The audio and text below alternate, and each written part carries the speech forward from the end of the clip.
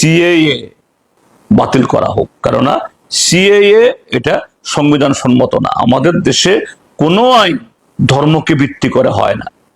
বিদেশে অনুপ্রবেশ বন্ধ করতে হবে। ৭১ ইংরেজির পরে যারা এসছেন এদেরকে চিহ্নিত করে সরকারি আইন অনুযায়ী, এটা কোনো পাবলিক আইন হাতে তোলার উচিত নয়, সরকারি আইন অনুযায়ী যা পদক্ষেপ হওয়া দরকার এটা হওয়া উচিত। এটাই আমাদের বক্তব্য, আমাদের পার্টির বক্তব্য এবং এই দেশের সংখ্যাগরিষ্ঠ মানুষের বক্তব্য। কিন্তু আমরা কি দেখছি যে অমিত শাহ তার মন্ত্রক এরকম কথা শোনাচ্ছেন এবং কিছু লোককে উৎসাহিত করে রাস্তায় নামাচ্ছেন।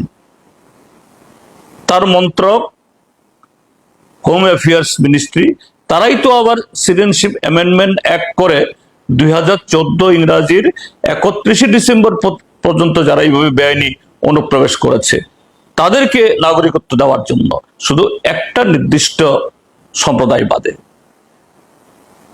তাহলে তার হুমকির সাথে তার এই ভূমিকার এটা সম্পূর্ণ হাস্যস্কর, সম্পূর্ণ পরস্পর বিরোধী। এবং সর্বশেষ গত সপ্তাহে অমিত শাহর মন্ত্রক যে একটা নোটিশ জারি করেছে, যে ডেডলাইন ছিল 31 ডিসেম্বর 2014 ইংরাজি, এখন এটাকে আরো 10 বছর পিছিয়ে 31 ডিসেম্বর 2024 সাল করেছে। কাজেই যে সমস্ত বন্ধুরা মাননীয় স্বরাষ্ট্রমন্ত্রীর এই বক্তব্যে উৎসাহিত হয়ে গ্রামে গঞ্জে প্রচার করছেন যে ত্রিপুরাজ্য থেকে সব বিদেশি আবার চিহ্নিত হবে, বের হবে, এই নোটিশের পর তারপরও কি মনে হয় হবে? আসলে এখানে আমাদের দেশের বর্তমান শাসক দলের কাছে ঘুষপিটিয়া বা অনুপ্রবেশকারী শুধু নির্দিষ্ট একটা সম্প্রদায়ের, অন্যদের সম্পর্কে তাদের এরকম কোনো চিন্তা ভাবনা নেই।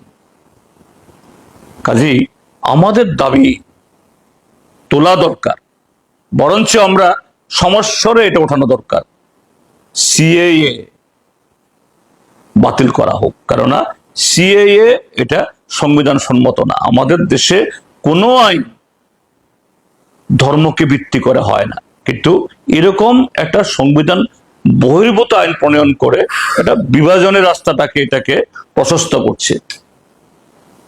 ত্রিপুরাজ্যে যারা এসআইআর হোক বা অমিত শাহর সিদ্ধান্ত কার্যকরী হোক বলে যারা আশাবাদী আছেন তাদেরকে অনুরোধ করব, এরাও প্রকৃত লক্ষ্য, প্রকৃত যে তাদের চক্রান্ত উদ্দেশ্য এ সম্পর্কে সতর্ক হন, নতুবা মিছিমিছি ত্রিপুরার যে জনগণের মধ্যেই ভুল বোঝাবুঝি তৈরি হবে। ইতিমধ্যেই তার শ্বশুরে উঠেছে। আর একটা গ্রুপ এখন তারাও পোশাক টোশাক তৈরি করে একটা উত্তেজিত কথাবার্তা বলতে শুরু করেছে।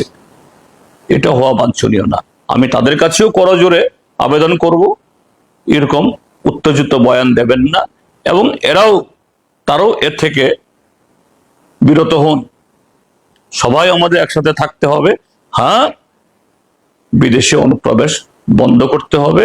৭১ ইংরেজির পরে যারা এসছেন এদেরকে চিহ্নিত করে সরকারি আইন অনুযায়ী, এটা কোনো পাবলিক আইন হাতে তোলার উচিত নয়, সরকারি আইন অনুযায়ী যা পদক্ষেপ হওয়া দরকার এটা হওয়া উচিত।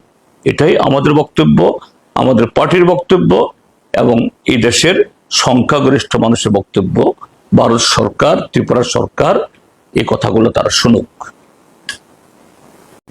যে এই রাজ্যে অনুপ্রবেশ অতীতে হয়েছে, এখনো কিছু কিছু হচ্ছে। সরকারি মেশিনারি, বর্ডারে বিএসএফ কাঁটাতার বেড়া থাকা সত্ত্বেও তাদের শিথিলতায়, আর আমাদের অফিস কাছারির সাথে কিছু দালাল, এদের মাধ্যমে এরা এদেশে পা দেবার আগেই আধার কার্ড, সিটিজেনশিপ কার্ড, পিআরটিসি এগুলো সংগ্রহ করে নিচ্ছেন এবং সেই কাগজপত্রের জোরে কেউ কেউ আগরতলা শহরে ফ্ল্যাট কিনছেন, জায়গা কিনছেন। সংখ্যা হয়তো এই মুহূর্তে হাজার হাজারে হবে না, কিন্তু এগুলি হচ্ছে, কিন্তু কেউ অস্বীকার করে না। এগুলি রোখা দরকার। সবাই আমরা চাই, আমরাও চাই।